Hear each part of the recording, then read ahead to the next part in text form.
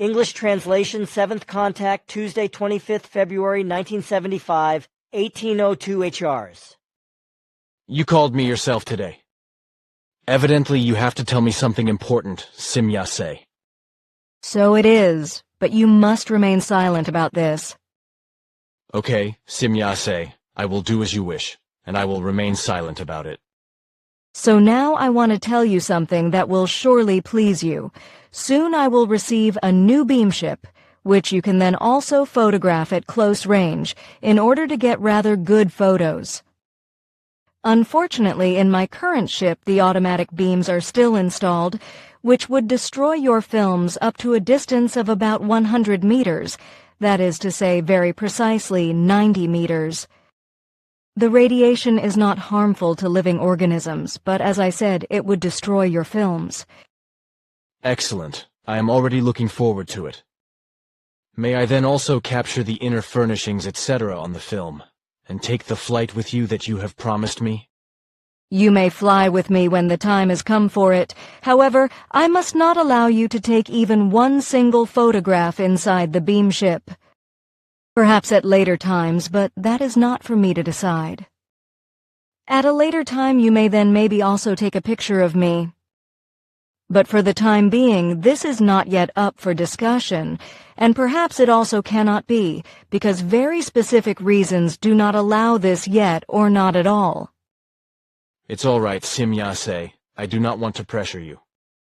It is enough for me if you say that is how it is. You also do not need to tell me the reasons, because they must surely be of importance, and therefore perhaps you are not allowed to mention them. They are of importance, that is right. But you are mistaken in that I may not mention them to you. It's just that you may not pass them on, so you would have to keep them to yourself.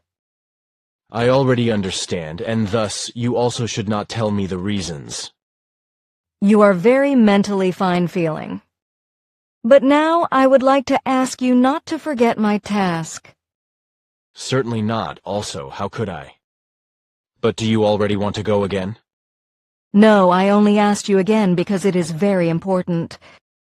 I actually have time today, and indeed a little more than usual. That makes me happy, because that way we can have a chat in a relaxed atmosphere. I am also happy about it because it is very well doing for me to talk to a human being like you.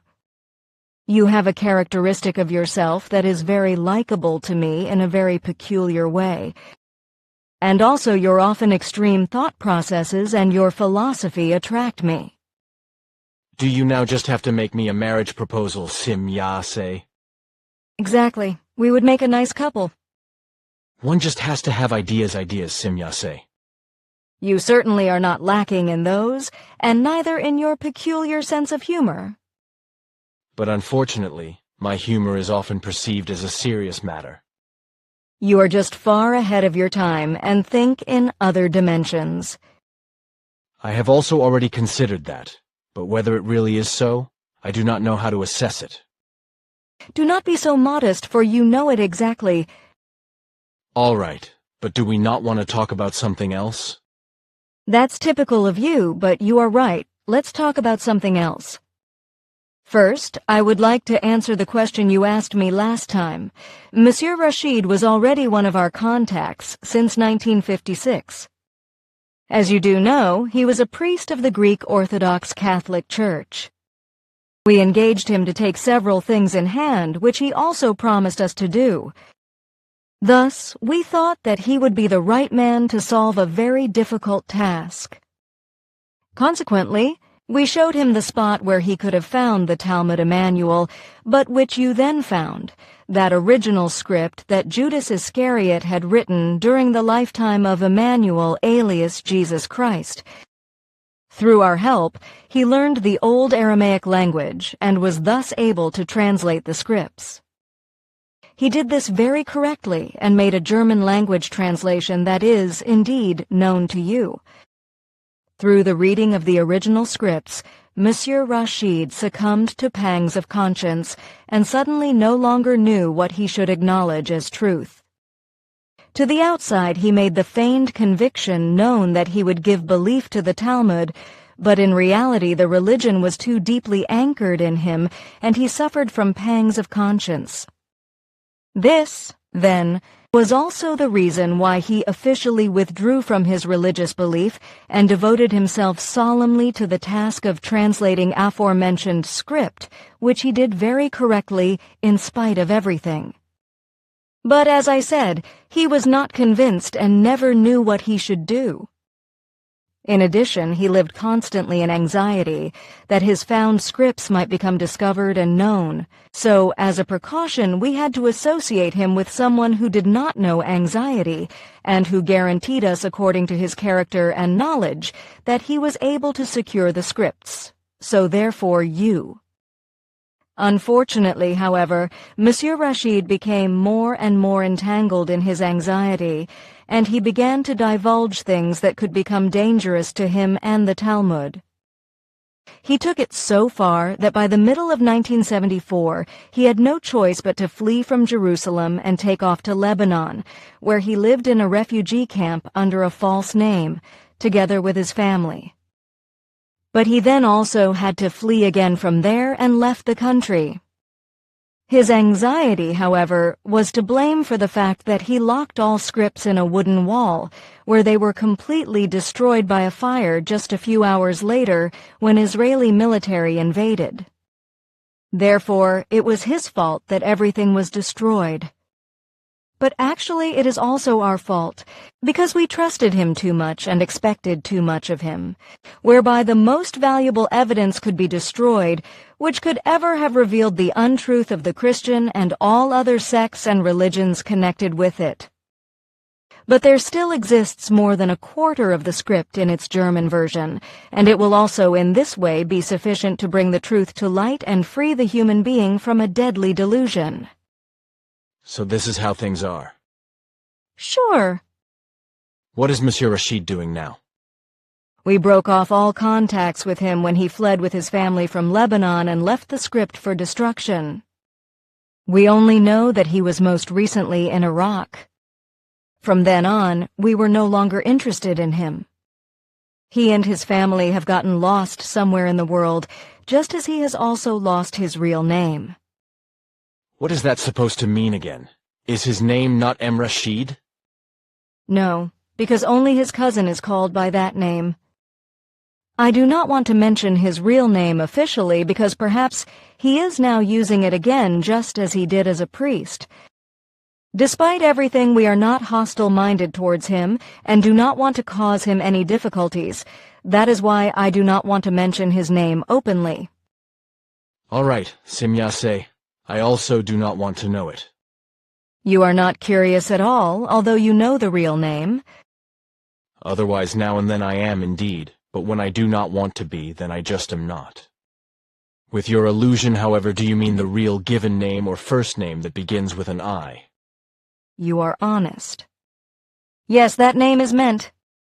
Thank you, but were you also honest when, during our last conversation, you kindly positioned me under the 4th main stage and the 5th sub-stage? I find that somewhat pompous and fantastic for me. If I let that be published, then I will be insulted as being a megalomaniac and a liar. Do you think, then, that I am lying, as you call this? Not directly, Simyase, because I would rather like to put it this way that you are perhaps so kind as to swindle me. I have no necessity for such kind of things. I am not lying to you, and I am not swindling you. Such things are really far from me. Just let your fellow human beings insult you as a liar or megalomaniac, since it will never hurt you. The most important thing is that you are very much ahead of your time and all human beings, and that you actually have to be included in the above-mentioned stages. This alone is important because it is your advantage. You know very well that you appear to yourself as a stranger in this time and in this world.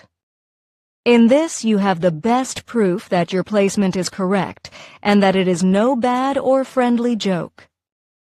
Your spirit and your knowledge, as well as your consciousness, are very far developed in relation to the spiritual teaching and spiritual concerns, and nothing like them can be found on the earth. Yet this is an unsolved mystery for us. Should I now laugh, cry, curse, or be grateful?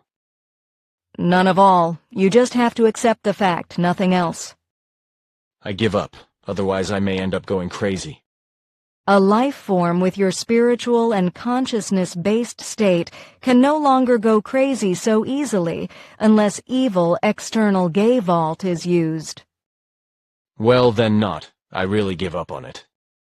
You will not do that because you yourself know very well that it is actually as I say. Oh boy, of course I know that.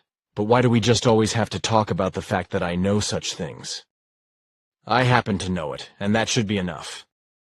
Do not get agitated, because I know how difficult you often feel, because you cannot talk to any human being about it. You are therefore also lonely in this world. But you can talk with me about everything because I understand the sense of your words and thoughts. Get used to it, then you will no longer get agitated. Thanks, I will try it, even though it will be damn difficult. I think that I will now go again, as I do not want to burden you. That is nonsense, because for the first time in my life, I feel really good. It also seems to me as though we have already known each other for thousands of years. I am really very happy. Then it is all right. Should we talk then about something else, or shall I tell you more about the history of humankind? That can still wait, because due to our battle of words, I have come across entirely different thoughts. As you wish, I will not tell you what to do. If others had even just a small portion of your intellect, then life would often not be so difficult. But let's not do that now, because I really have a question. I deal a lot with parapsychological problems, and there I often come across things that present me with enormous mysteries. But on the other hand, I know some people by name and reputation who hold some kind of doctorate or even professorship of parapsychological degrees. In long-winded speeches, they often try to make some parapsychological phenomena plausible to the layman, whereas I often call these explanations acute crazy ideas and even idiocy because they cannot demand any understanding from me. What should I do about it? Because this is often perceived with difficulty by others. You should not do anything about it, for in most cases your view is correct, for you also have to perceive idiocy as such. Unfortunately, it is customary with you that so-called academics sit on some doctorate or professorship chairs, who are in truth no academics. A doctor or a professor of parapsychology, as you call this field, should also actually be a parapsychologist. This means that such an academic should have paranormal abilities at his or her disposal. Otherwise, he or she cannot be called a parapsychologist and will never be able to bring forward any fundamental cognitions in this area. What about the so-called spiritual healers? Countless of them are simple fraudsters and charlatans, who only rely on the rock-solid irrational beliefs of their patients and hangers-on, through which they unconsciously and in a belief-based manner heal themselves. However, there are also many who are actually capable of using their powers of consciousness for the well-being of their fellow human beings. May I learn names on this? Sure, but you must keep them to yourself, because at least in this respect we do not want to harm deceivers and failures in order to avoid further evil. In the main, however, it is the greatest deceivers who bear the greatest and most well-known names, while real experts are usually as good as unknown. Thanks, that's sufficient. Names are also not so important. But what would still interest me is this. Have you already heard of UGA, or is he somehow known to you? We follow a lot of events on the Earth, that's why we have also become aware of him. He possesses certain mental powers, but which he himself is not able to control. Each undertaking of him necessitates certain consciousness-based powers of his fellow human beings. This means that he activates the powers of consciousness of many fellow human beings unconsciously, as he is unable to control this, and these human beings then also unconsciously assist him in his undertaking. His own consciousness-based abilities would not be sufficient for an undertaking. That's about what I have suspected. Do not be so modest, because I know that you have met the very core of it. You always present yourself as more unknowing than you are in truth. Just why? So, without his dear fellow human beings, he would be a nobody, and would not be able to apply his minimally developed abilities? However, to your question, I do not wish to answer. Sure, that's how it is.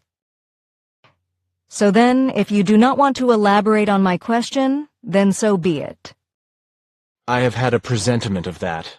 I mean, with regard to the UG. You have known this. Okay, I have known it, and I also think that I know that UG is a deceiver in this matter because he claims that he was staying in a UFO. In my view, he first became aware of UFOs in America. Here, too, you have deducted exactly the right combination, because he has never even come close to a beam ship, nor has he ever entered one. However, he already heard about UFOs in Israel and not only in America, as you assume. But very many human beings already know that he is a beam ship deceiver, and that's why his name is on many people's lips. We can therefore name him here without hesitation, UG. Isn't that unfair? No, because he and his manager are willing to publish deceitful contact reports, which can be seen here to be untrue by mentioning his name. It is, in fact, already enough that certain deceivers like George Adamski and Kay Michalik and so on have driven many human beings into delusion and misery. As you wish. But now I have brought along a whole list of questions. Questions that were presented to me and for which I am to ask you for answers. Are these questions from your circle of friends?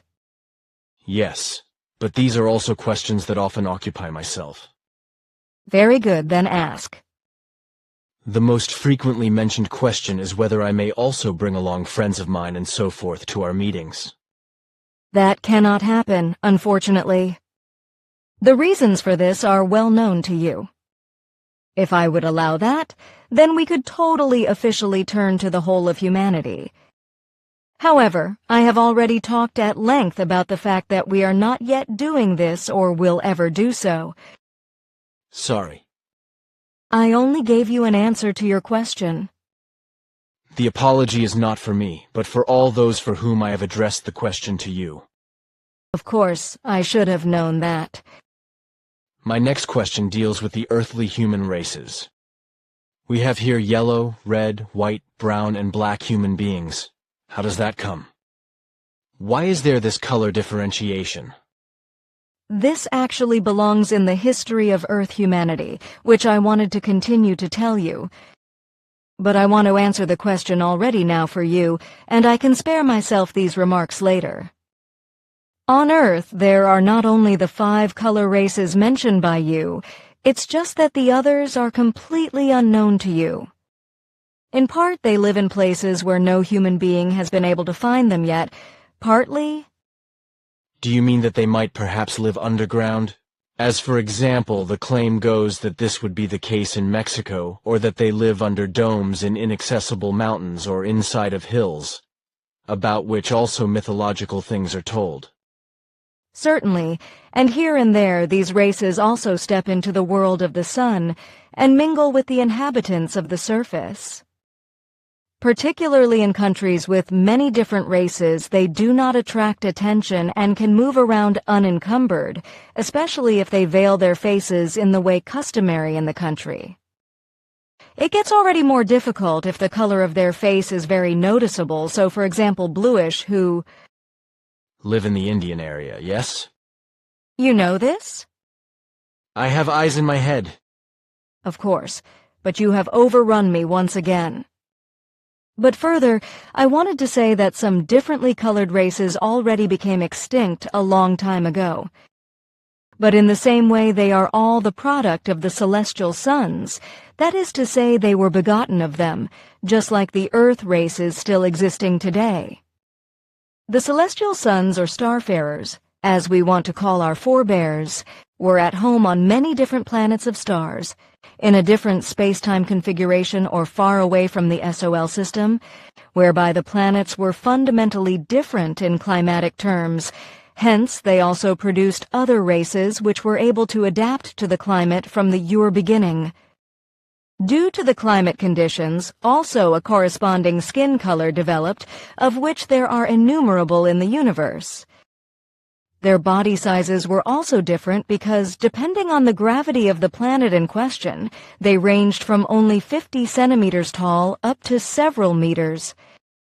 There were and are even beings which you call gigantic ones, giants or titans, and such beings too once endued the earth with life. They too produced offspring here, but they were gradually exterminated because they were usually very malicious and exercised tyranny.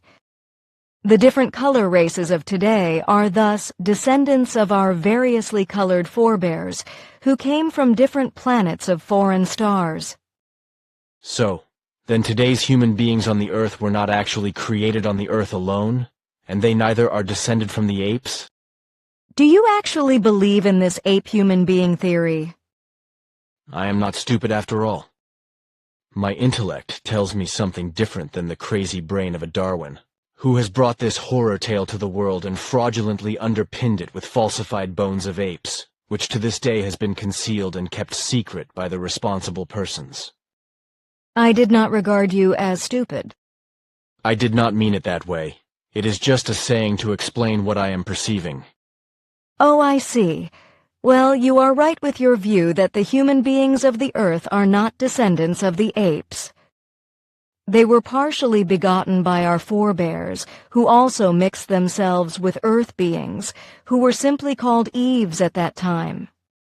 A designation that means nothing other than the bearing women or the one giving birth. Sure, but once again you beat me to it. How do you know that? I also have my head for the thinking and for the deducting, but on the other hand I also know the Talmud Emmanuel, somewhat more than just that which still exists in the German language.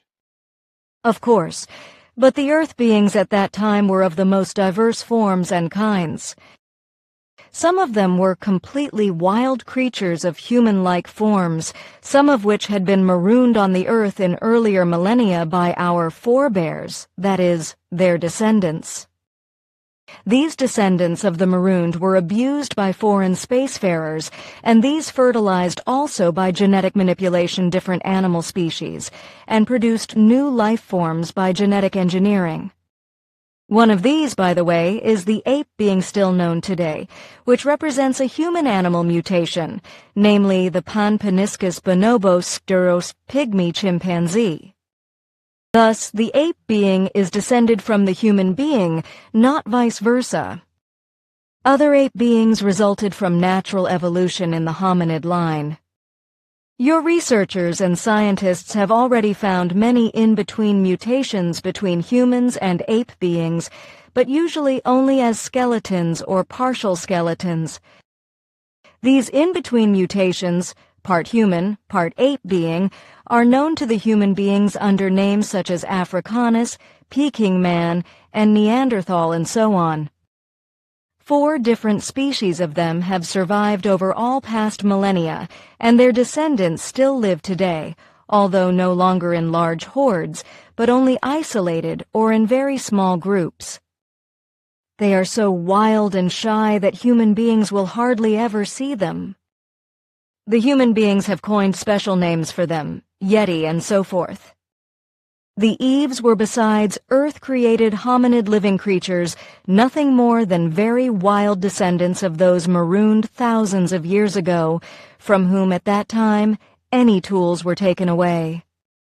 They were like wild animals that lived in large hordes. When our forebears finally settled on the earth, they broke a strict law and inflicted gayvault on these beings. This means that they cast their spell on the female beings who, despite their wildness, were somehow beautiful, and mated with them. From this, the first higher-developed forebears of today's human beings emerged. They were called Adam in the old language of the forebears, which means human being of earth. For the first of them, this designation then remained as his name, and you still use it today.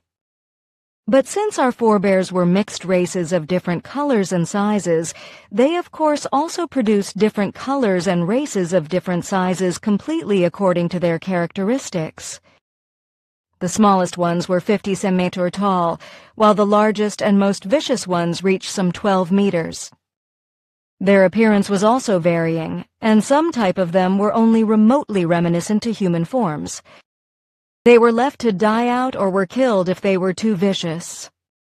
In many cases, they hid themselves in far remote areas and survived for thousands of years, as their average age was about 1,500 years.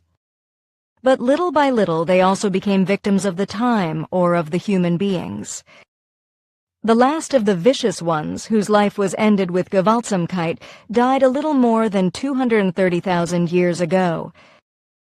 Today, according to our knowledge, only 7 such beings of the old human life forms still live on the earth, where they remain so well hidden that they will certainly never be found and will one day die a peaceful death, and that without descendants, because they have become too old and passive for propagation. More common than these gigantic ones, Titanic and Cyclops as you call them, were the simple giants. They often served great and power-greedy rulers. They were called Goliaths and were especially used for purposes of war. Thank you. That was very detailed, Simyase. But now I still have a question about the future. Can you tell me a few things about the future, which lie ahead for the human beings and the Earth? Now you are really putting me in a quandary. For many things it is good to know them in advance. For many things, however, it is advisable not to know them if one does not know for certain that one can face that knowledge properly. I may well entrust to you what the future will bring for you human beings, but for the other human beings that is without doubt a dangerous imposition. I actually do not want to know every detail, but just individual things from a general point of view. Nevertheless, I have to think about this first and also consult with the others. Of course, Simyase. I do not want to tempt you into something that would not be right for you. That would not be so easy, but still I thank you. We have found exactly the right human being in you, and I am very happy about that. You belong to a group of human beings who concern themselves with parascience and spiritual science. I have often endeavored around the interests of this group and have found that it's the only one in this form. You work on a very real basis and unconstrained. I have determined that other groups of the same kind unfortunately deal with things that have fallen to the unreal. They often carry out experiments that they themselves can't understand, and for which they usually search for false explanations. But this is not all that surprising, because in these groups practically only human beings are admitted who have fallen prey to a deluded belief and the irrational teachings of the religions. I congratulate your group, which is so unconstrained and real in its approach to every subject, not in mystical form as others do. You are on the right track, and keep it that way. Thanks, Simyase. May I still ask you another question? Or was that your farewell speech for today? You amuse me with your peculiar sense of humor. Just keep asking as I still have some time. A moment ago you just mentioned our group. That's exactly where my next question comes from. The same as some others before. How are things regarding the world of spirits and the so-called electronic voice phenomena? Are you able to give me exhaustive information in this respect? Not in the way you would like. Nevertheless, I can explain to you some details which you may pass on. There are unfortunately many things that a human being may only come to know after he or she has become spiritually thinking, and the spiritual knowledge and spiritual essence of wisdom have developed into the must-have form.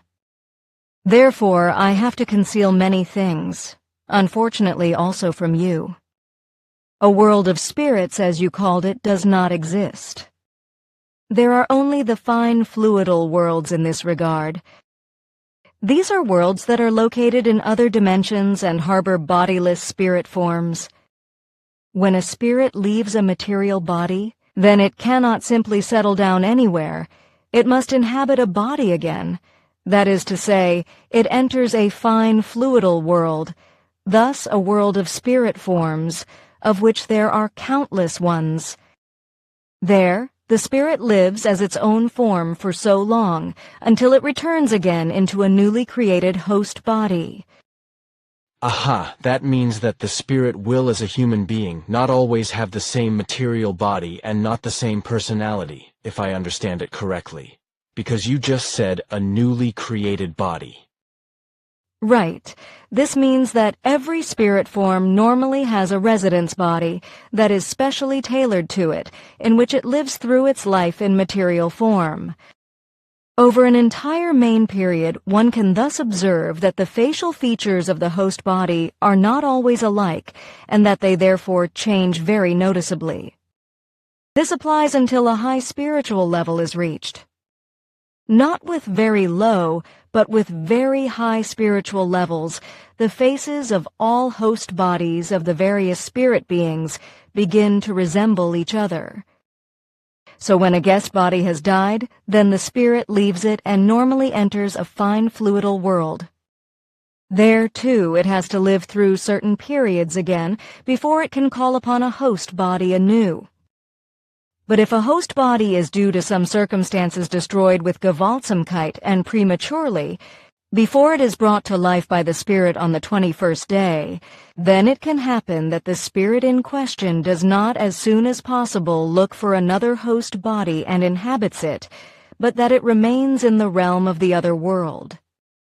So it will not then penetrate into bodies that are already occupied.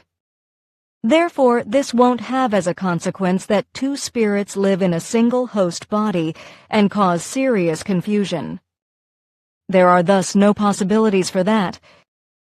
So the normal process is that the spirit re-enters the fine fluidal world, and in turn while learning spends another period there.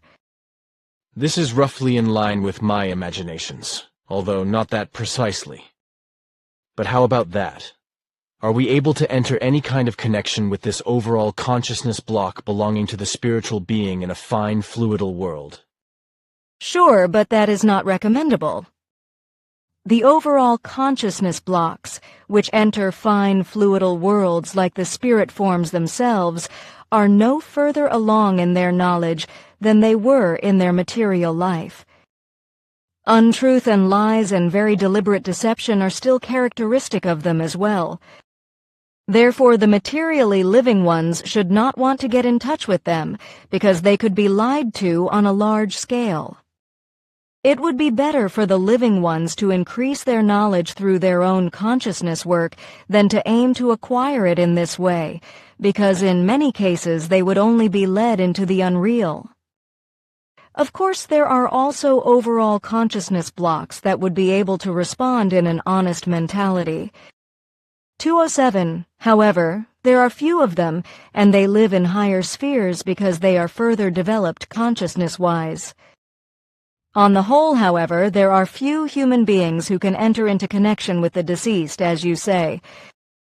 Although you have large spiritualistic circles on the earth, these are often nothing more than deception. Many mediums are only quite good actors and indulge the desires of their acting drives. A fact that, unfortunately, can only be proven by Earth humans with great difficulty. But on the other hand, there are also those mediums who imagine tremendous things and then imitate these in a trance state in all perfection, whereby a deception takes place again. In this process, their power of imagination often extends so far that they can tell factual things of other human beings from the past or the future, and can even imitate their voices in all perfection. But also not to be forgotten are those mediums who are exploited by some beings of other dimensions just for fun or maliciously. There are actually only very few real mediums, and they are mostly almost unheard of. But those who are real mediums are silent about it and do not make a fuss about it. So then, I haven't been mistaken. But now, what about the electronic voice phenomena? Here, many points play into each other. Most cases of electronic voice phenomena can be traced back most definitely to the radio you are familiar with, whereby so-called amateur radio enthusiasts often allow themselves their jokes. But on the other hand, many of these contacts occur by means of communication of space travelers. However, the thoughts of human beings also play an important role and often impose themselves as audible voices, and namely, not only on tapes, but openly audibly. Often such a questioner of tape voices unconsciously imitates a voice that somehow appeals to him in his thoughts, and in so doing transmits exactly the answer to the tape that one wants to have or hear. But how is that possible? If I had to explain that to you, it would be extremely complicated and lengthy. I can tell you, however, that every receiver is also a transmitter and can catch highest swinging waves of thought and pass them on to a receiver. So then electronic tape voices would not at all be phenomena of another dimension or world of spirits? That isn't entirely correct, because just as there are genuine mediums who are able to enter into connection with other dimensions, there are also genuine electronic tape voice phenomena that really come from overall consciousness blocks of various fine fluidal worlds. However, there are just as few of these as genuine mediums. Unfortunately, there is a lot of deception and charlatanry in this area as well, which is attributable to the desire to show off and so forth of the human beings. The electronic voice phenomena known on Earth are, as a rule, only based on retrievals from the storage bank's Akashic records and are valueless and meaningless, while the genuine recordings are kept secret. Thank you, Simya-se. You have really helped me an awful lot. For today it must also be enough, because the duty calls me again. Unfortunately, I still have to tell you that I cannot come here for the next 24 days because I have a long journey to... Please don't mention the place, since a certain task is incumbent on me, which has been assigned to me. What a pity, Simya-se. But with that the case, may I still ask you one or two questions since I won't see you for so long? Sure. Just ask. There's still enough time for that. Thanks. So far you have never told me where you actually always stay, when you are not carrying on conversations with me. Are you allowed to give me information about this? In part, I can elucidate this to you. That is to say, I may tell you everything, but you must not make everything known to others. We have our bases on the Earth, as well as on many other planets, where we stay continuously. We also have such a base in this country, Switzerland. It is located high up in the mountains near there. I have my main whereabouts when I am on the Earth. However, we also have some other important stations that are distributed all over the world. But they are all built so securely that it would be impossible to find them if one does not know them exactly. Moreover, I am very often on the move and have to fulfill my tasks on a wide variety of worlds. I also often go to visit my home, as you tend to say, and so I also often spend time on the Plejades, as we call them for the time being.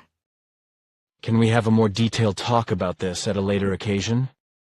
Of course, except many things will be meant for your ears only. Nevertheless, I am curious. The time till then will be a bit long to me, though. I will remain in thought connection with you. That's at least a consolation. But can you still explain to me what the so-called spirit music is all about? Spirit music? What's that?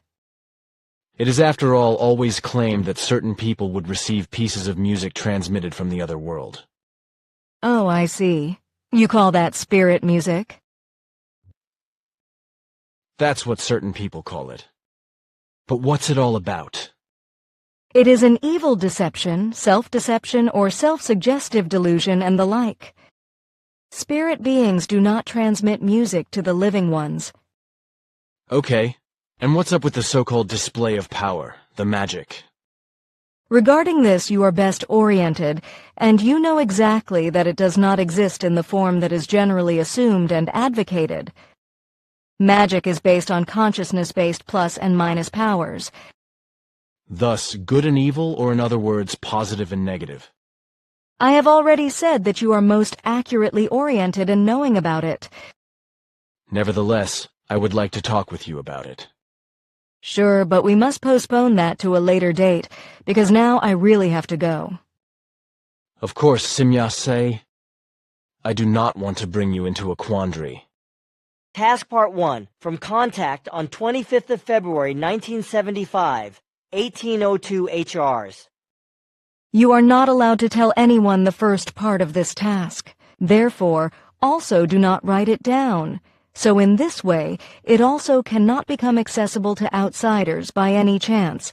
This part of the task is subject to the seal of secrecy. Task Part 2, from Contact on 25th of February 1975, 1802 HRs. Tomorrow I will receive my new beam ship, which I had already announced to you previously.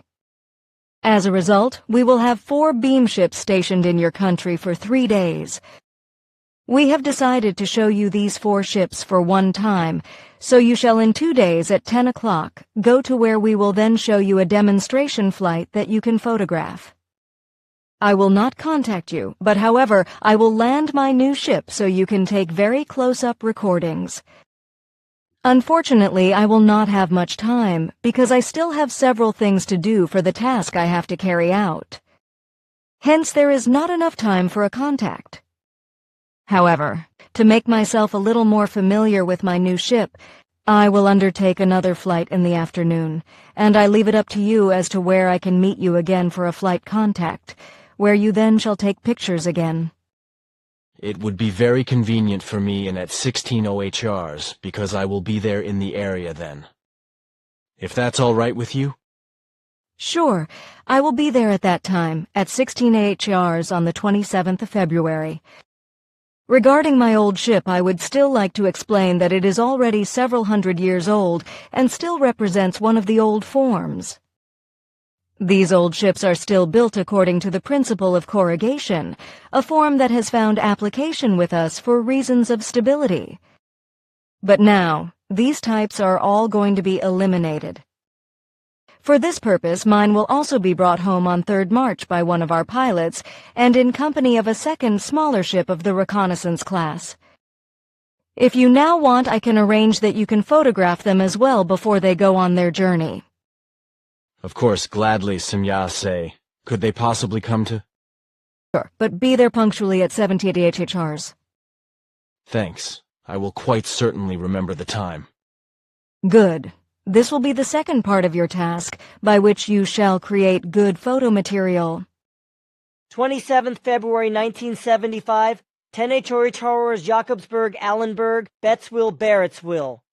The demonstration announced by Simya-se on 25th February, with 2 beam ships and 2 scouts.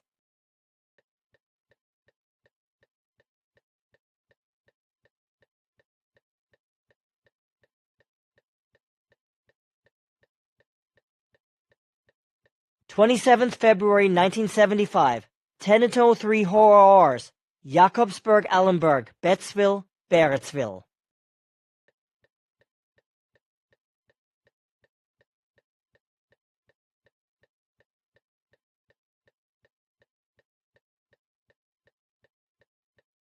February 1975, 10:04 RHRs Jakobsberg, Allenberg, Bettsville, Barrettsville.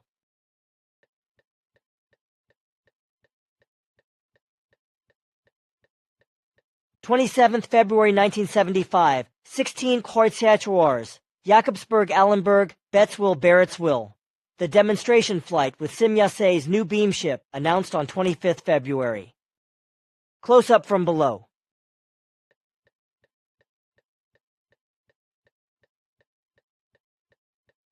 February 1975, 16:02. Charles Jakobsberg, Allenberg, Bettsville, Barrettsville, Simya. Says beam ship landed for demonstration purposes. The camera's viewfinder exploded because the ship was too close.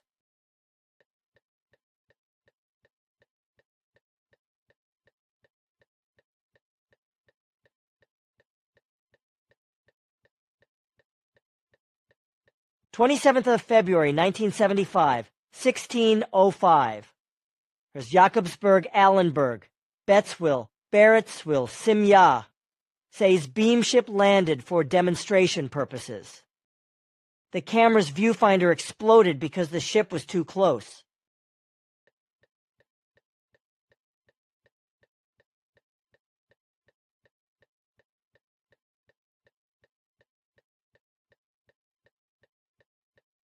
Task Part 3, from contact on 25th of February, 1975, 18:02, HR's additional explanation during the thought contact on 25th of February, 1975.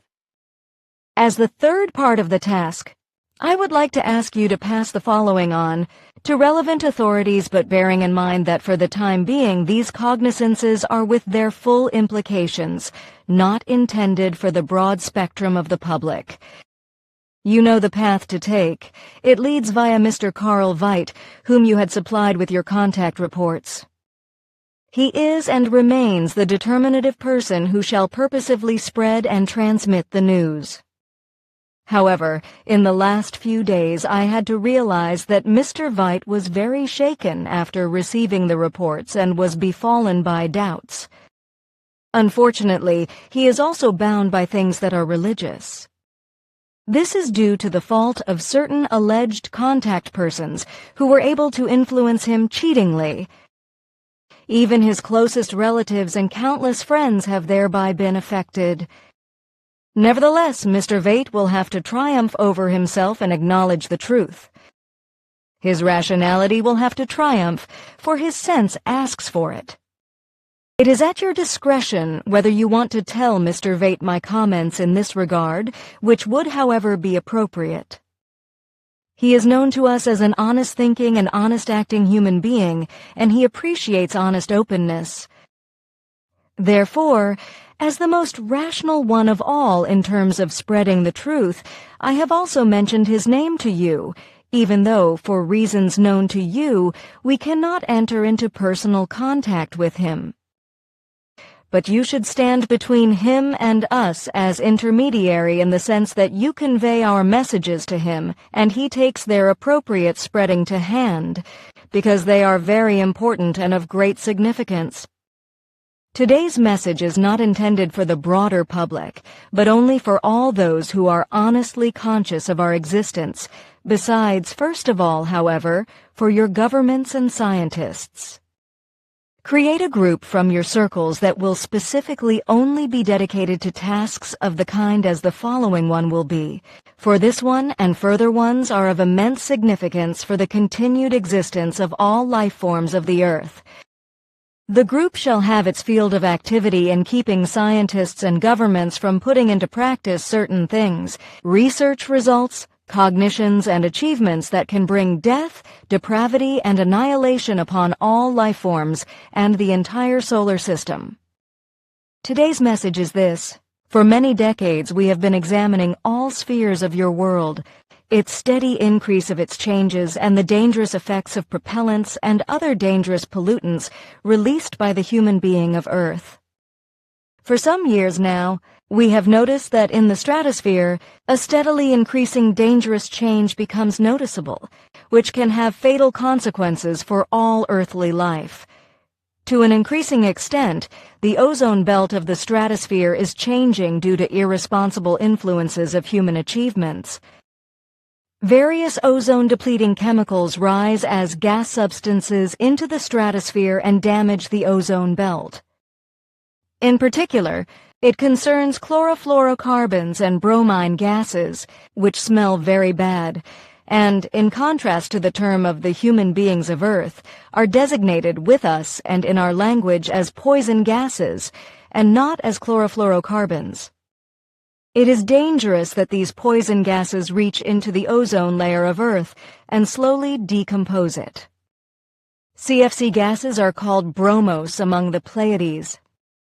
It is already damaged and destroyed at an average extent of 6.38%. A percentage that is already starting to be harmful and dangerous to all life forms, and that is able to cause mutative changes. This is a percentage that has been reached in as little as 60 years.